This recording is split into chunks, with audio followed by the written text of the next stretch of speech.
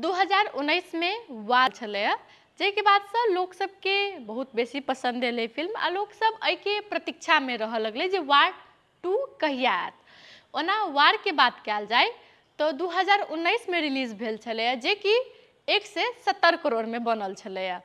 उहे वार 2 एखन नवका जे टीजर अखन एलैया ओना एकर रिलीज डेट छै 14 अगस्त 2025।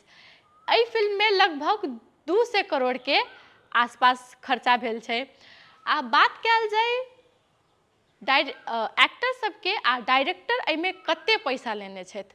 ओना जूनियर एनटीआर नॉर्मल फिल्म सबमे देखबै तऽ 45 करोड़ लै छथिन, मुदा वार 2 के लेल ओ 30 करोड़ लेने छथिन। ओहिठाम ऋतिक रोशन सबसँ बेसी पैसा लेने छथिन 48 करोड़ आ कियारा आडवाणी 15 करोड़ लेने छथिन। एहि फिल्म के जे डायरेक्टर छथिन आयान मुखर्जी ओ 32 करोड़ रुपया लेने छथिन।